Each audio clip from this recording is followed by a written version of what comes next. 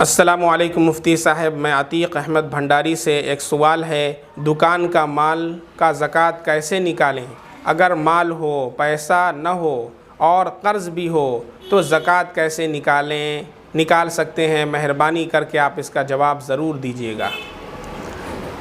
अतीक साहब, ज़कात निकालने का तरीक़ा यह है कि सबसे पहले आप एक दिन मुकर्रर करें जिस दिन हमको ज़कात निकालनी है, जिस दिन हमारा साल पूरा हो जाता है। For example 10 Ramzan, suppose 10 Ramzan या 20 रमज़ान को आपका साल पूरा हो जाता है, तो फिर उस दिन आपको काउंट करना है कि हमारे पास कितना सामान है, कितना माल तिजारत है और कितना कैश है, कितने ज़ेवरात हैं। फॉर एग्ज़ाम्पल आपने काउंट किया, ज़ेवरात जो हैं वो 1 लाख के बने।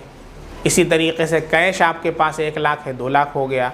इसी तरीक़े से दुकान के अंदर जो माल तिजारत है, वो माल तिजारत जो भी सामान है जो आप फ़रोख्त करते हैं, उन सामान की क्या कीमत बन रही है, यानी कीमत ख़रीद नहीं, कीमत फ़रोख्त का एतबार होता है।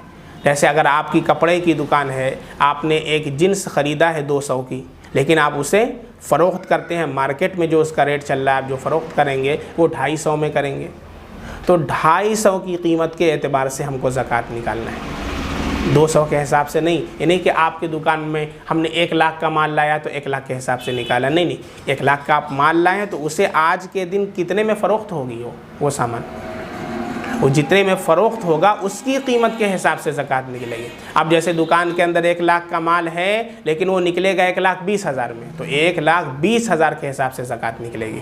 तो 1 लाख आपके पास कैश हो गया, 1 लाख ज़ेवरात का हो गया, 1,20,000 आपके दुकान के अंदर जो सामान है वो कीमत फ़रोख्त के हिसाब से उसका हो गया। अब कितना हो गया? 3,20,000। ठीक है। अब इसमें आपको देखना है कि हमारे ऊपर कर्ज़ कितना है। फॉर एग्ज़ाम्पल आपके ऊपर 1,20,000 का कर्ज़ा है, ठीक है। तो अब 1,20,000 रुपया इन 3,20,000 से आपको माइनस करना है। आपने माइनस कर दिया 1,20,000, अब कितना बचा? 2 लाख रुपया। जो 2 लाख बचा है, इन 2 लाख के ऊपर आपके ऊपर ज़कात फ़र्ज़ होगी और 5,000 रुपया, 1 लाख में 2,500, 2 लाख में 5,000 रुपया ज़कात का वाजिब होगा। अस्सलामुअलैकुम, मेरा नाम SK आरिफ है, मैं झालादा का रहने वाला हूँ, वेस्ट बंगाल। मेरा सवाल ये है कि मेरी माँ नहीं है और मेरे पापा ने दूसरी शादी की है। हम लोग 2 भाई हैं, तो हम लोगों को किस हिसाब से अपने पापा को कमाई देना चाहिए या नहीं देना चाहिए? देखें, मसला ये है कि अगर आप अपने वालिद साहब के साथ बिज़नेस करते हैं, दुकान पर बैठते हैं, तिजारत करते हैं, वालिद साहब के साथ ताउन करते हैं, तो फिर ऐसी सूरत में जो भी आप लोगों का मुआहदा हुआ है, वालिद साहब ने कहा कि बेटा तुम साथ में बैठो, हम तुमको इतना देंगे, तो और या तुम बैठो दुकान पर, जो होगा उसमें से तुमको इतना मुझे देना है, तो फिर उसके हिसाब से आपको देना होगा। लेकिन अगर आपका अलग से बिज़नेस है, आपका वालिद साहब के बिज़नेस से कोई पार्टनरशिप नहीं है, आपका अलग बिज़नेस है, आपकी अलग तिजारत है और वालिद साहब का उसमें कोई अमल दखल नहीं है, तो ऐसी सूरत में आपने जो भी कमाई की है, जो भी आप कमाते हैं, उसके तने तनहा मालिक आप हैं। वालिद साहब को कितना देना चाहिए? तो अब यहाँ पर सवाल ये है कि आपके वालिद साहब वो मजबूर हो गए हैं, वालिद साहब मुहताज हैं, कमाने की कुदरत नहीं रखते हैं। अगर ऐसी सूरत है तो फिर ऐसी सूरत में आपके ऊपर वाजिब है कि आप अपने वालिद साहब का ख्याल रखें, उनका नफ़क़ा ये आपके ऊपर लाजिम है। और अगर ऐसा नहीं है तो फिर जो आप कमाएंगे उसके मालिक आप हैं। हाँ, अखलाक़ी तौर पर आप महीने में कुछ वालिद साहब को दे दिया करें, तो ये अखलाक़ी फ़रीज़ा है कि आप अदा कर सकते हैं, लेकिन फ़र्ज़ और वाजिब नहीं है कि आप उसको अदा करें। हाँ, अगर वालिद साहब मजबूर हैं, मुहताज हैं, तो फिर ऐसी सूरत में वालिद साहब का नफ़क़ा आपके ऊपर लाजिम होगा। अस्सलामुअलैकुम, कुवैत में तरावीह के बाद वित्र इमाम के पीछे पढ़ें या अकेले? यहाँ की वित्र दूसरी स्टाइल से पढ़ाते हैं। यहाँ की वित्र 2 रकात पे सलाम फेरते हैं, 3 रकात पे भी सलाम फेरते हैं और वितर की दुआ रुकू के बाद खड़े होकर के मांगते हैं हाफिज़ सैफ कुवैत। और तरावी कितनी पढ़ें, 8 या 20।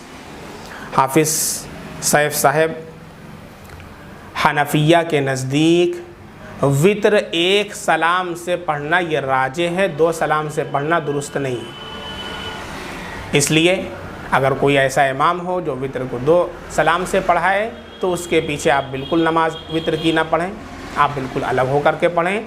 और अगर वहाँ और हनफी हजरात हों तो आप लोग अलग अपनी जमात बना लें, वहाँ पर ना हो सकती हो तो फिर अपने घर आप बनाएं, जो आपका रूम है वहाँ पर बना लें, वितर को जमात के साथ आप पढ़ें। और इसी तरीक़े से तरावीह भी 20 रकात है।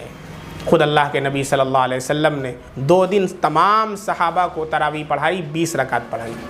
तीसरे दिन तमाम सहाबा जमा हो गए और बहुत भीड़ हो गई। अल्लाह के नबी सल्लल्लाहु अलैहि वसल्लम तशरीफ़ नहीं लाए, सहाबा देखते रह गए, अल्लाह के नबी नहीं आए। लेकिन जब सुबह सहाबा ने पूछा कि अल्लाह के नबी हम लोग इंतज़ार कर रहे थे, तो आपने फरमाया कि मुझे ये खदशा हुआ कि ये फ़र्ज़ ना हो जाए, इस वजह से मैं नहीं आया। फिर उसके बाद आप देखें तमाम सहाबा किराम 20 रकात पढ़ते थे। हज़रत उमर फ़ारूक़ रज़ी अल्लाह अन्हु ने बाकायदा इजमा किया सहाबा किराम का। हज़रत उबई बिन काब रज़ी अल्लाह अन्हु को इमाम बनाया, 20 रकात तरावी पढ़ाते थे। सारे सहाबा 20 रकात पढ़ते थे। इसलिए तमाम जो चारों मसलक हैं, हनफ़ी हैं, शाफ़िई हैं, मसला हम्बली और मालिकी, चारों के यहाँ 20 रकात से कम किसी के यहाँ तरावी नहीं है, सबके यहाँ 20 रकात है।